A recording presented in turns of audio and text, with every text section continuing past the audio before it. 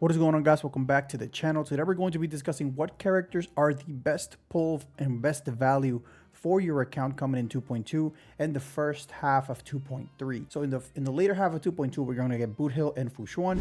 FuXuan, definitely one of the best characters in the game. And then we got Boothill, he's looking like the best single target character in the game. Also in 2.3, the first half, we should be getting Sam or Firefly, and also paired up with Ruan Mei, presumably. So obviously, it's all subject to change and nothing is live until nothing is set in stone until it comes out. But if it ends up being a Ruan Mei coming in the first half or second half of 2.3, you need to be preparing that, especially if you're going to pull for either Firefly or Boothill, because they both go very, very well with Ruan Mei. So we're going to go in depth into each character and describe what value they're going to bring to your account. So if you like this type of content, let me know by liking the video, leaving it in the comment section below, and subscribing to the channel. We're almost there to 8K, and let's get right into it. We're going to go in order and talk about Boothill first. He's the next character, the next new character that's going to come out. He is a single target nuker. He will destroy any single target that you put in front of him. He does, obviously, for obvious reasons, he's not going to perform that well in pure fiction. So if you're having issues in pure fiction, this is not the character that's going to resolve those issues for you. For that, you might want to wait for a character like Jade to roll around, but definitely not Boothill. So if you're one of the majority of the players that are having issues with MOC, this character is universally a MOC goldmine. And the reason I say that is because he has a weakness implantation on his skill that makes him universal on any single fight. Like any stage of the game, Boothill is going to perform well because he has the ability to implant his own weakness and be able to do his own thing, his own damage due to break. His break damage is significantly higher than anything we have in the game as of right now. He hits north of 500k break damage when you count normal break, and then when you count his extra break, because he has extra break damage as well. And then if you stack on super break on top of that with Harmony MC, it goes even crazier than that. Not only that, a lot of people say that he needs Ruan Mei to perform. He's probably the only character who focuses on break that does not need Ruan Mei. And the reason I say that is because the majority of the reason why most break characters really want Ruan Mei is because of the break efficiency that she provides. She gives you 50% break efficiency, but we're going to talk about Ruan Mei a little bit more later. But with his trick shot, every trick shot that he gets him 50%, essentially 50% break efficiency. He is his own Ruan Mei in that regard. You can just stack him with speed. You can build him however, like in my builds, I already showed you that you can build him hybrid. I'm going to put out another video when he comes out of him. I'm going to run him straight defense or straight HP with break, and he's going to still perform extremely well in MOC. He's very, very easy to build.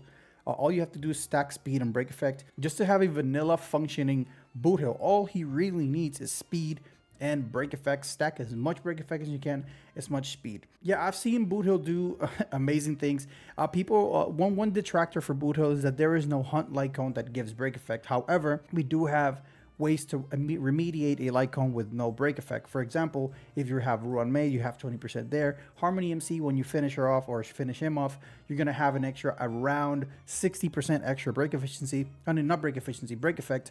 And then you can run a rope, you can run the sets. And then since you only need to roll for speed and break effect, you really don't need anything else. It's going to be very, very easy to stack as much break effect as possible. So some of the pros with him is ease of build, extremely efficient unit, doesn't need his light cone his light cone is going to give him like astronomically high damage, but for him to function the way he's supposed to and for him to do what he needs to do, which is to do extremely high damage to single target, he does not need his light cone. I am going to go for his light cone and his E1, but I am also going to be doing a video him with various different light cones. Sword play, we have another 3-star light cone that he's going to be using that it's actually very, very strong with him. So he has several light cone options other than his signature light cone. So don't let anybody else tell you that he needs a signature light cone or he's unusable. Not true. So yeah, I would say if you are having issues in MOC and you can't get past a certain enemy, a certain boss, there's no boss currently in the game that resists break at the extent that Boothill does it. So what I mean by that, there are characters that hide their toughness bar, but by the time they get to hide their toughness bar, you should have already broken them with Boothill because he does so much toughness damage. His enhanced basic attack with 60 break actually does 225 break. So it's an extreme amount of toughness damage. He should break them in at least in two hits. They should be broken. Very, very strong character, and a lot of people are just like sleeping on him because Firefly has been revealed and like they're like in between Firefly and him, but we're going to talk about Firefly too. But yeah, I would say if you are having issues with MOC or yeah, pretty much if you're having an issue with MOC and if you have Ruan Mei as well, that's also an incentive to pull for Boothill. Yeah, he's extremely strong character. Very nice. The rerun for 2.2 is actually going to be FuXuan, and let me tell you, FuXuan has immense value, at least in my account. This character single-handedly propelled me to beat Swarm Disaster 5 when I couldn't. This character directly was associated with me consistently clearing MOC when I was first started. When she came out, she was like the go-to for me to be able to clear the difficult floors. And it's because she makes your team pretty much unkillable. You're going to have to take a really massive hit for your team to actually die. Because even if your team takes a massive hit, she can heal herself with, I think it's her talent or something, that whenever she restores 88% of her own HP when she drops below 50%. So if she survives, she's going to pretty much heal back up almost to full. She absorbs 65% of your team's damage taken. So whenever you have the Matrix of Prescience, she's going to pretty much make your team take 65% less damage, and then she's going to absorb it herself. And then the way she doesn't die is because she has built-in damage reduction. I think it's like 18%. So, and then she also raises your entire team's HP bar, gives them crit. I don't even have this trace maxed out, but this is supposed to be giving you 12% crit. I have her E1, so I get 30% crit damage, but let's ignore that. She also gives your team a debuff immunity that resists up to 2 times. So if they are going to get inflicted with a debuff, she protects them from the debuff, like no effect, res calculation, or anything like that. Her only downside that I can see is her ultimate. I don't really like her ultimate, even though it's one of the best animations in the game. I don't like how her ultimate is just like do a big nuke, because like she's supposed to be, you know, making sure her team doesn't die. So I would have liked her to have an ultimate that actually benefited the health, but she kind of does, because whenever she does fire off her ultimate, she heals your team for about 5% of her max HP. So if you have her like mine, which is like 7,800 HP at level 75, mind you, she's going to be healing for a little bit. I think about 200 or so. I'm not going to do the math right now, but she heals them a little bit. So even if they take a little bit of damage, she's able to remediate it just a slight bit. Is FuXuan a character that you want to pull? I'm going to say that if you don't have your second support, let's say you started this year with Acheron, right? And let's say you have Aventurine as your first support, as your first sustain. Pick up FuXuan. FuXuan is going to make sure that you can clear MOC, at least 2-star, 1-star, at least you can clear it, because your team is not going to die. If you have Aventurine on one side and Aventurine is well built, he's not going to make your team die. FuXuan is definitely not going to make your team die. She can also remediate your DPS's crit by giving them 12% extra crit. She makes your units tankier by giving them HP. So if you don't have your second sustain, then or your second premium sustain, I should say, then pick up FuXuan. If you only have Huahua, pick up FuXuan. If you only have Aventurine, pick up FuXuan. If you don't have any premium sustain, please pick up FuXuan. Okay, like heed to my advice. She is a game changer. I cannot say enough good things about her. I liked her so much because I got her E0 S0 at first, right? And I liked her so much that I actually ended up picking her S1, and I ended up picking her her E1. And with her E1, I'm able to get 30% crit damage, like straight up. Yeah, you can build her however you want. All you really want on FuXuan is just HP. So you can find whatever set that gives you the most HP. Run HP chest, run HP boots if you have them, or run speed boots like I'm doing because I'm running HP 2 set. Run HP orb, HP. You can run HP rope. I'm running energy regeneration rope. You can swap this for HP if you want more survivability. I like to have my ultimate up because I don't like her not having her little stacks. But when I tell you FuXuan is pretty much one of the best characters in my account, she's either the #1 best character in my account or the second best character in my account. And we're going to talk about the other best character in my account a little bit later. But as I was saying, if you don't have your second sustain, pull FuXuan. If you have no sustain, pull FuXuan. If you are missing 1 sustain, pull FuXuan.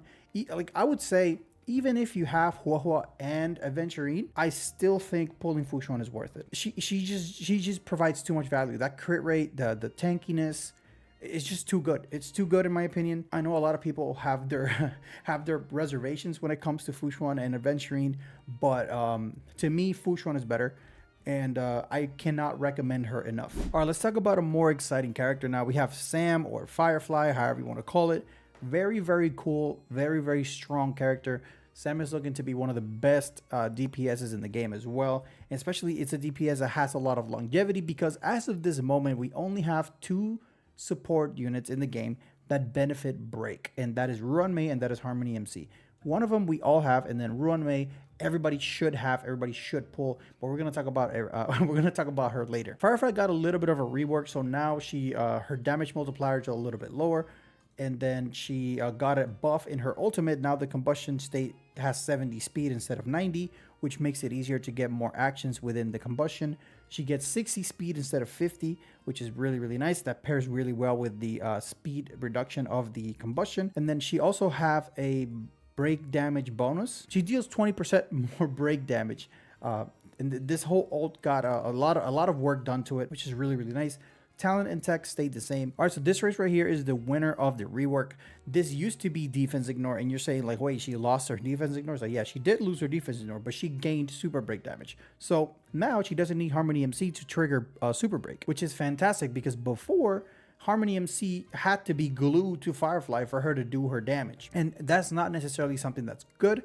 That's not necessarily something that, you know, like people wanted. So they gave her own instance of break effect. And the good thing is that it stacks on top of Harmony MC's break effect. So this doesn't take over Harmony MC's. They stack on top of each other. So very, very strong. They also made it easier to hit the 360% break effect mark with the trace rework over here. It used to be 2,400 the minimum attack, but now they lowered it by 800. It's 1,600 the base. So after 1,600, every 100 attack that you get after that is going to give you 10 break effect, and it doesn't have any cap. So if you can cap her up to oblivion, you don't. If you just build attack, you probably don't even have to build break effect. So you can choose, you can pick your poison, you can pick however you want to do it. Her break effect is going to be influenced by her attack in an immense way. If you have 2,600 break effect, she's going to have 100 more break effect. I mean, if you have 2,600 attack, she's going to have 100 more break effect, and so on and so forth. So they made it really easy to get your break effect numbers with this trace right here. The only thing is that they did nerf her base stats, her flat stat, they nerfed it, and they also nerfed the signature light cone base stat. So you're going to need about 130% extra attack so you can get an extra 100 break effect, if that makes any sense. We're going to go over it whenever she actually drops her full kit, so I can break it down a little bit further. But yeah, essentially with these two, she has super break damage, and she is very easy to build, or easier to build, because all you need to do is just, if you need a little bit more break effect, just instead of finding break effect, you can find attack. And it's the same thing. And then the last trace, she is a universal breaker. She hits for 55% of her regular toughness damage. She's going to hit everybody, even if they don't have a weakness. So very, very strong. Kind of like the same as Boothill. She implants weakness. She can break enemies that don't have the weakness that she is a part of, or the element that she's in. Very, very strong. Between her and Boothill, I have to use them both to determine which one is better. I think Firefly at the end of the day is going to end up being better, just for the mere fact that she's a destruction character and she can hit multiple targets at once. And if she's able to break the side adds with this blast right here, with the 45 blast break, then they're probably going to die, because you're going to have around 400 break effect and you're just not going to be able to take it. Fire and physical are the 2 highest damaging breaks in the game. So Hoyo knew what they were doing when they released Firefly and Boothill. The only thing is that I would have rather them not release them back to back, pretty much, because now Boothill doesn't have enough time to shine. But Boothill is very, very strong in its own right. But if I were to give you my honest opinion, if she gets any sort of improvement in version 4 of her beta, she's gonna end up being better than Boothill in the long run, because Boothill not necessarily needs a break effect support, but we only have the 2, and as we get more break effect supports, Sam having her own super break is just better than not having the super break, if that makes any sense. Sam hits more targets. She doesn't hit as hard because she's hitting 3 targets. So if you want to just nuke 1 target, Boothill's better. But if you want to just clear a board or clear a field with multiple targets, then Firefly's probably going to end up being better. And especially when more supports come out, the damage just multiplies out of control when you add more targets. So yeah, I'm gonna make a direct Boothill versus Firefly comparison video, but that's gonna be later on when I have a little bit more information on what they're gonna do. But overall, Firefly is a fantastic DPS. It's a different playstyle that we're used to. We're used to the traditional hyper carry, crit rate based DPS, and then we're now seeing a lot of follow-ups. We have Dot, but now we're going to start introducing break characters, and that's my favorite part of the game, breaking enemies' toughness. That's why I love Ruan Mei, which we're going to talk about next. But yeah, Firefly extremely strong. If you're missing a fire DPS, which I am, if you're missing a destruction character, you don't have Jing Liu, or you don't have Bibi Lune or Acheron or any of those, Firefly is going to do the job for you. She can clear a whole board. So hold on for her because she is very, very strong. Now, last but definitely not least, we have our girl Ruan Mei, and her value is just unmatched. I think she's the more I think about it, the more I think that she is just the best character in the game. Like, there's just no way around it. She gives you so much. She gives you damage bonus. She gives you speed. She gives you res pen. She gives you break efficiency, which is the only character in the game that gives you that gives any character break efficiency. She just makes any character perform so much better. There's no team that you can throw Ruan Mei in and it doesn't make the team better. Like, you have Dot, she makes it better. Follow-up attack team, she makes it better. In hyper carry team counts where you're not running a sustain, Ruan Mei's probably on there. Like, she's on every team and she makes every team better. Like, I can't even explain. Like, I don't even know where to start to like talk negatively about Ruan Mei. Her ease of build is also very good. These pieces you're going to get just by playing. You don't even have to farm them because the new boss, let's go over here. The new Echo of War drops them. Look at that. The new Echo of War is dropping her set, so you don't even have to farm for her. She's gonna farm herself. And even if you hadn't been doing the new boss, because this boss technically just came out, right? The other set, the other break set, also very strong on her. Like, it's also very strong. So you should have some of these sets farmed up because we've been doing this since the beginning of the game. So you don't even have to farm for her. The only thing, you have to max her out because her break damage depends on her level. So you do have to get her to level 80, not like my other supports. I keep them level 75. Her, I had to max her out because of her break damage. I have her 160 speed because she's just crazy. It was very easy to build speed whenever you build on this. Like, you farm her on the side. You don't even have to farm her like directly. So as I said before, her skill gives you 68% damage bonus because she gives you some other damage. She gives you 32% damage bonus and then 36% damage bonus when you have her break effect at 180. So in a total, it's going to be 68% damage bonus that she gives. She also gives speed, and yeah, this is the skill. She also gives you speed just because she wants to. She gives you speed. She gives you 20% break effect.